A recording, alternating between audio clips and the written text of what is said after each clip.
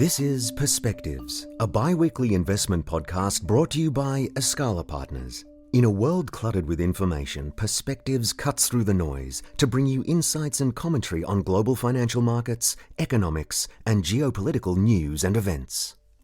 Welcome to Escala Investment Perspectives. My name is Ed Brooke, and as we end the third quarter of the year, markets are generally in a buoyant mood, despite the announcement of new tariffs and unconventional pressure by the US president on just about everyone. Momentum is clearly still positive, helped by recent central bank moves, but how long will that last? And of course, joining me today, as usual, to discuss what's happening in markets and all the key issues is our Chief Investment Officer, Tracey McNaughton. Welcome, Tracey. Hi, Ed. Tracey, let's talk macro. The US central bank resumed its easing cycle with a quarter-point interest rate cut, bringing the policy rate to 4.25%. It's the first move in 9 months, but it was widely anticipated. It was called a risk management move. What's your take? Well, it does mark a shift from pause to easing, and historically, these cuts do tend to be positive for equities. And so we saw that play out immediately after the decision. The S&P 500 and the NASDAQ both rose, and even small listed companies joined the party. The messaging from the Chair Jay Powell was a subtle but significant shift. Powell tried to project calm, but the Fed is clearly worried about the labour market, and I think at this stage is probably more worried about any kind of weakness in the labour market than it's concerned about inflation getting out of hand. The expectation is there will be 2 more interest rate cuts this year. But, as you move away from the extremes of very tight policy or very loose policy, the decision becomes trickier because the balance between growth and inflation it's more delicate. The Fed is trying to engineer a soft landing, but the data is mixed. There is a lot of debate going on at the moment. Some argue the Fed is cutting into a reacceleration of the economy, not a recession. The economy certainly isn't stalling. Consumer spending is resilient, and labour markets, while easing a little bit, are still tight, given how low the unemployment rate is. So, the cut feels more like a precaution than a necessity, so I would say it's a risk management move. Tracey, internal dynamics at the Fed have shifted, haven't they? And just a reminder to our listeners, any decision made by the US Federal Reserve Monetary Policy Committee is one that's made by a consensus of 12 voting members. Generally, these are representatives from the regional Federal Reserve banks. And Stephen Miran, a Trump-aligned recent appointee, has stirred the debate by advocating for aggressive rate cuts. He wanted a half-point cut, not the quarter-point that was consensus. Exactly. Miran's stance is well out there compared to the other voters. Given his alignment with Trump, it's not just about rates anymore. It's about the Federal Reserve's independence. And Tracey, what does a less independent US central bank mean? Well, independent central banks are better at anchoring and controlling inflation because markets trust they'll prioritise price stability even when it's politically unpopular. If the Fed bends to politics and becomes less independent, households and investors may expect inflation to drift higher, and that would make it harder and costlier to bring inflation under control because higher price expectations will start to be embedded into wage negotiations. We've spoken previously, Ed, about how important trust is between advisors and their clients, between governments and their allies, and between investors and other participants in the financial market. Investors trust that Federal Reserve decisions on interest rates are made on the basis of data, not politics. If independence erodes that, bond yields and the dollar will swing wildly because markets no longer trust the Fed's resolve.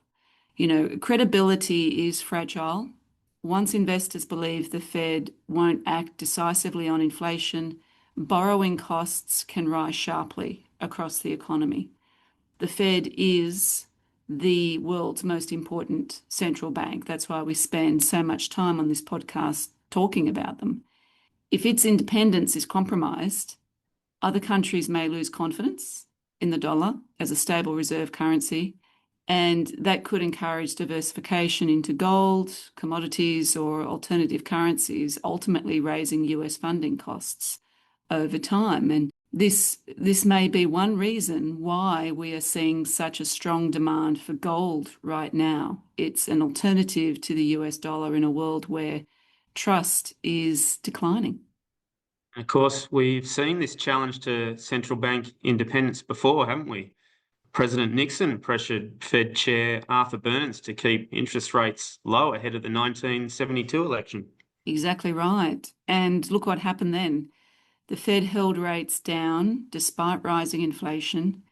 After Nixon's re-election, inflation surged into double digits, leading to what was known as the Great Inflation of the 1970s. Usually, this challenge to central bank independence is not a feature of advanced economies like the US. It's usually a feature of emerging economies. Turkey's President Erdogan repeatedly has intervened in Turkey's central bank, firing governors who raised interest rates and insisting that high interest rates cause inflation. And Tracey, it's not just interference in the operation of monetary policy, is it? Trump is increasingly interfering in the operation of the market. It's strange to see the US government listed now as the third largest equity holder of Intel. So what's the playbook? How do investors position for this? Yeah, it is very strange when you see that listing of the largest holders of Intel and the US government is listed there as number 3. This is a world where protectionism is rising, industrial policies and subsidization of key industries is more evident, and national security is being pitted against efficiency, market efficiency. So how do you invest in such a world? We have our strategic asset allocation, of course, and clients have their strategic asset allocation, and that is your core, that is designed to withstand surprises in the market. But within that, we have themes that are backed by the government: defense and cybersecurity, reshoring, onshoring, energy security, critical minerals and resource security. Essentially, invest where the government priorities are. Tracey, let's move on to one of those priorities, energy security. Let's start with a headline that grabbed a lot of attention last week. NVIDIA's CEO, Jensen Huang, said that AI now needs 100 times more power. Just let that sink in, 100 times. It's a staggering statement, and it raises profound questions about whether our energy systems are ready for this future. Let's start with demand, because that's where Jensen Huang's comment lands hardest. When he says AI needs 100 times more power, what exactly is being measured here? Well, so we've been talking to our fund managers a lot about this. And so they tell us, look, think about it this way. Training an AI model already consumes as much electricity as hundreds of households use in a year. But training is just the beginning. Inference, that is, the process of answering billions of AI queries every day, multiplies that demand. And then if you add into the mix the proliferation of AI applications, such as ChatGPT, Perplexity, Gemini, Copilot, etc., it is driving that demand even further. Microsoft's strategy of embedding Copilot into every Office application, so Word, Excel, Outlook, PowerPoint, Teams, etc., has dramatically increased AI inference demand. So rather than using AI occasionally, say to reword a paragraph on ChatGPT where you would have to exit the Word document and enter ChatGPT, Embedding Copilot into daily use apps means that AI is no longer occasional. It's woven into routine workflows. Now, Microsoft Office has over 1 billion users globally. Even if a fraction use the Copilot feature, the multiplier is enormous. So I don't think it is very hard to believe Jensen's projection at all. The source of this demand for energy is data centers. And, there are now more data centers being built in the US than office buildings. So this is real megawatts being pulled off the grid, and it's happening faster than new supply can be created. Yes, that's right. Electricity supply is sticky, and a lot of the infrastructure is old. It's not just generation, it's the wires, the substations, the interconnection queues. The entire system was built for incremental growth, not for a 100 times demand shock, which is why you're starting to hear about power shortages in advanced economies, something people thought was a relic of the past. Tracey, you've just described what looks like a classic market failure. In most sectors, when demand explodes, prices rise, and that price signal encourages more supply. But in power markets, the feedback loop seems broken. Why isn't the invisible hand working here? What's stopping utilities or private investors from rushing in to build more capacity and cash in on the higher demand for AI? Well, it comes down really to two things, regulation and time. Utilities can't just jack up supply. They're heavily regulated. They need approval to build plants, lay transmission, or adjust rates. And in many jurisdictions, those approvals take years. The market can't clear quickly enough because of those frictions. The lag between demand signals from AI and the supply response is creating structural tightness in the market. That tightness shows up in rising prices for wholesale electricity and eventually household bills. So AI demand, if unmanaged, risks spilling over to the broader economy as a cost of living issue. Yes, that's exactly right. And that's when governments really start to get involved. So let's dig into that. How are regulators starting to respond? Do you see the beginnings of more heavy-handed policy where governments start deciding who gets power and at what price? We are seeing hints of this. Some US states are considering special tariffs for data centers, essentially saying if you want all this power, you'll pay more for it. Others are looking at allocation models, deciding which sectors get priority access to scarce electricity. And in Washington, there's growing talk of industrial policy for power, fast tracking nuclear, subsidizing grid upgrades, even mandating that AI companies co-invest in generation. We've heard recently Pennsylvania is thinking about going its own way in what sounds like a break from the national approach. What exactly are they proposing, and what does it tell you about how fragmented US energy policy has become? Well, yes, Pennsylvania is an interesting case, and it's where politics starts to play a role. The state sits on huge natural gas reserves, and it has legacy coal and nuclear infrastructure. Local policymakers there are now saying, why should we wait for Washington? We'll go it alone. They're proposing to guarantee cheap power for AI clusters in the state, funded by its gas royalties and accelerated permitting for new plants. So effectively, Pennsylvania is saying, come here, set up your data centers, and we'll make sure you have the power you need, even if it means going against the grain of national policy.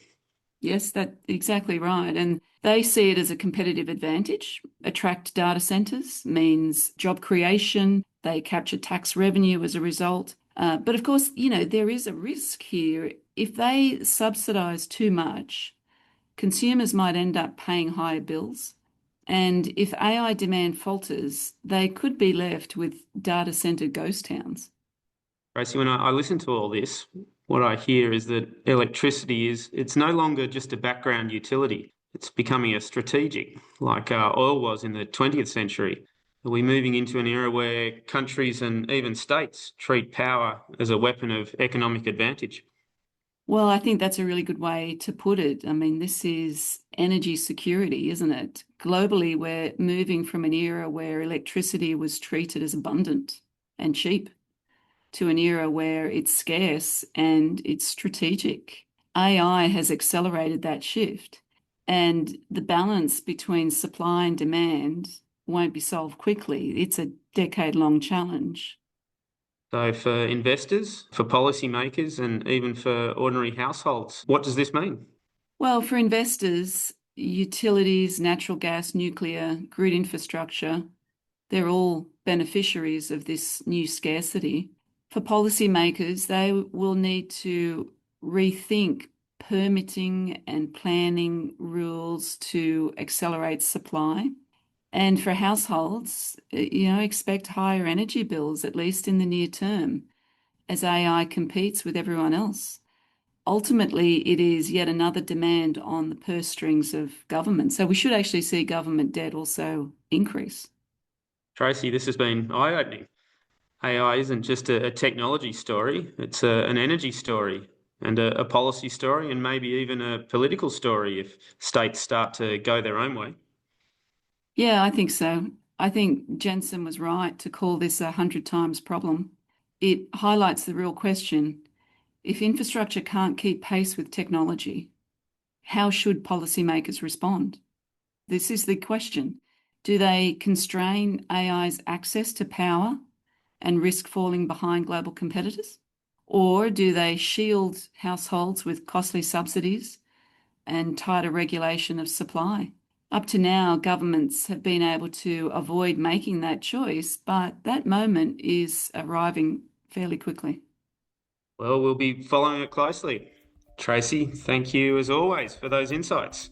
I hope everyone enjoyed the content today, and we look forward to you joining us next time. Until then, please take care and stay safe. Thank you. Thank you for listening to Escala Perspectives podcast. Be sure to subscribe to this podcast on iTunes. You can connect with Tracey by visiting escalapartners.com.au. Escala Partners is a corporate authorised representative of Escala Wealth Management, which holds its own AFSL. This podcast has been prepared without consideration of specific client investment objectives, financial situation, or needs, and is for general information purposes only. Please don't rely on it for the purpose of making an investment decision. You should seek independent financial and taxation advice prior to making any investment decisions in relation to any of the content considered in the podcast and consider any relevant disclosure documents. If you require any further information regarding the matters discussed on the podcast, please contact Escala Partners.